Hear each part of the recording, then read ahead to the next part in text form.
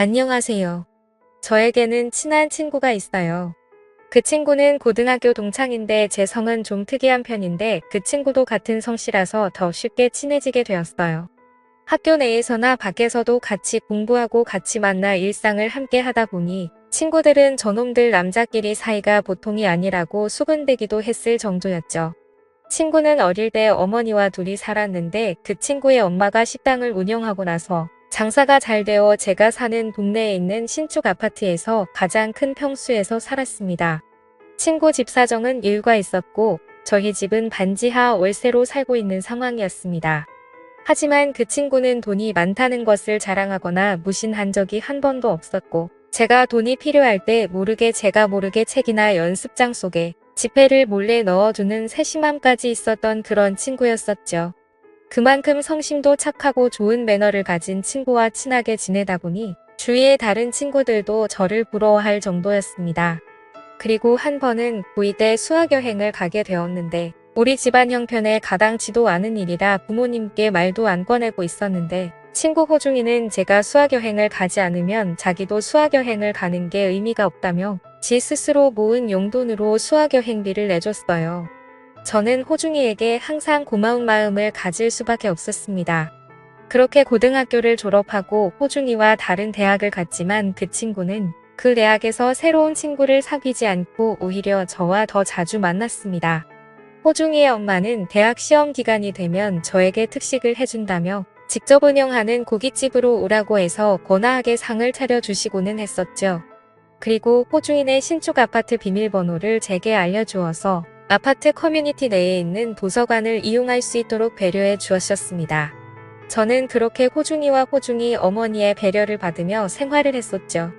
이후 호중이는 저와 같이 입대하려고 했는데 사귀고 있던 여자친구가 다른 남자와 바람을 피웠다는 것을 알고 충격을 먹어 서둘러 공군에 지원하게 되었습니다. 하지만 모든 사실을 알고 보니 호중이의 여자친구가 바람을 피운 것이 아니었다고 하더라고요. 그때 만난 남자는 고종 사촌 오빠라는 것을 알게 되었는데 이미 그때는 영장이 나오고 난 후였습니다. 그리고 호중이는 엄마에게 부탁하여 내 통장에 용돈을 좀 넣어달라고 부탁하고 입대를 하게 되었죠. 그러던 중 어느 날 호중이의 여자친구에게 연락이 왔습니다.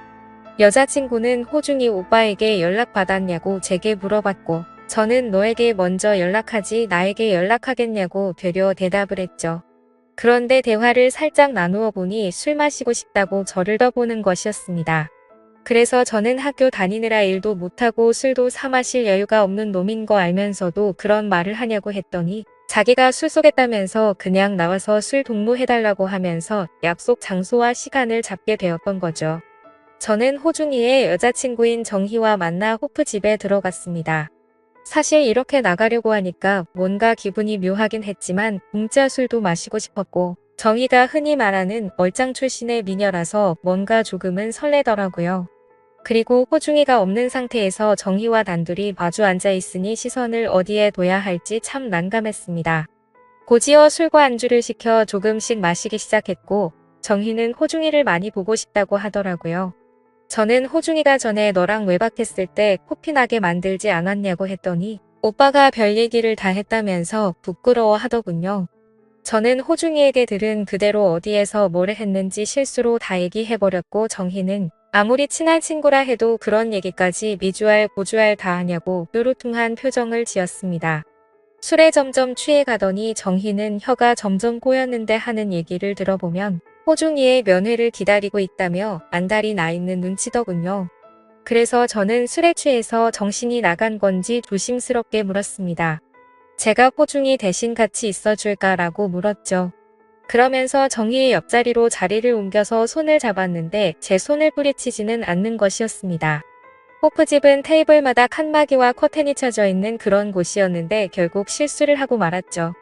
제게 만약 몇만 원이라도 있었으면 편한 장소에서 함께 보내고 싶었지만 이런 곳에서 이러고 있다는 게 참 한심스러웠습니다. 그런데 오히려 정희는 갑자기 더 적극적으로 나오더니 자신이 계산하면 된다면서 저를 데리고 자리를 옮기게 되었고 둘 다 술에 취해서 결국 친구에게 해서는 안 될 짓을 하고야 말았죠. 사실 그때는 친구를 안 본 지도 오래되었고 별로 다른 생각은 없었던 것 같습니다. 사실 제가 그때까지 여자 경험이 전혀 없었던 터라 이런 상황에 다른 사람이 눈에 들어오지 않았던 이유도 컸던 것 같네요. 하지만 그날 이후로 내 베프의 여자친구와 사고를 치다니 너무 미안한 마음이 들었지만 정희의 미모를 보고 있으면 그런 건 다 잊혀지고 말았습니다. 그날 이후로도 정희와 연인처럼 자주 만났고 다른 커플들처럼 사랑을 키워나가기 시작하게 되었습니다. 그렇게 하루하루가 행복해서 그런 건지 시간이 쏜살같이 지나가더라고요. 그래서 호중이가 휴가를 나오면 정희와 함께 셋이서 같이 만나고는 했는데 뭔가 죄를 짓는 기분이 들었지만 또 그게 나름 스릴감이 있다고나 할까요? 정말 나쁜 생각이었지만 그때는 우정보다도 사랑에 눈이 멀어버렸던 것 같습니다. 사실 정희는 호중이와 헤어지고 저랑 사귀고 싶다고 계속해서 말을 했었는데 차마 친구의 여자친구를 뺏는 건 아닌 것 같아서 조금만 더 생각을 해보고 신중하게 결정하자고 계속 말리고는 했었거든요. 하지만 사람이 참 이기적인 건지 저를 놔두고 두 사람이 연인처럼 하하 호호 웃는 모습을 보고 있으니 질투심에 기분이 나빠지기 시작했고 제게 그렇게 잘해줬던 친구인 호중이가 조금씩 미워지려고 했습니다. 다들 생각하듯이 제가 이상한 거고 정신 나간 놈이라고 할지는 모르겠지만 이렇게 생각한 것도 제 나름 속사정은 있었거든요. 왜냐하면 사실 정희를 먼저 좋아했던 건 호중이가 아니라 저였습니다. 정희는 고등학교 시절 1학년 때 저와 같은 반이었는데 2학년 때 호중이도 같은 반이 되면서 셋이서 친해지게 되었거든요. 저는 여자에 대해서 아는 것도 전혀 없었고 고2가 될 때까지도 호중이에게도 말도 못한 채 속앓이만 끙끙 앓고 있었는데 어느 날 갑자기 두 사람이 사귀게 되었다면서 제게 말을 하더라고요. 그래서 겉으로는 축하해주는 척 했었지만 그 소식을 듣고 몇 달 동안 호중이도 보지 않았고 그 마음이 식을 때까지 돈이 없어서 매일같이 깡소주를 마시고는 했었습니다. 아무튼 이건 제 사정인 거고 호중이가 잘못한 건 없었던 게 맞다는 거 저도 잘 알고 있었죠. 그런데 두 사람이 웃는 모습을 보는데 갑자기 정희도 미워지기 시작했습니다.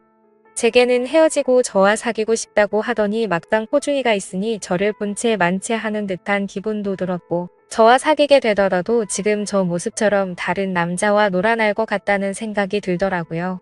사실 그런 모습을 보고 나서는 제 마음도 돌아서게 되었던 것 같습니다. 그리고 제 성격도 참 희한한 게 그런 모습을 보고 있으니 뭔가 모를 복수심이라고나 할까요? 그런 마음이 들었습니다. 사실 정희에게는 정희만큼이나 예쁜 1살 어린 여동생이 있었는데 고등학교 시절부터 가끔씩 보다 보니까 서로가 어느 정도는 친했었던 거죠. 그날 정희는 호중이와 나가버렸고 저는 혼자 집에 가려다가 저도 어디서 생겨난 용기인지 모르겠지만 정희 여동생 정화한테 술이나 한잔 하자고 연락을 하게 되었습니다. 아마도 그때 당시에는 술에 만취해서 기분이 나빴던 탓에 그랬던 것 같네요. 그러자 생각보다 쉽게 알겠다면서 제가 있는 술집으로 온다고 하더라고요. 그래서 결국 저는 만취한 상태로 정화를 만나게 되었고 정화도 근처에서 술을 마시다가 왔는지 조금은 취해서 왔었습니다.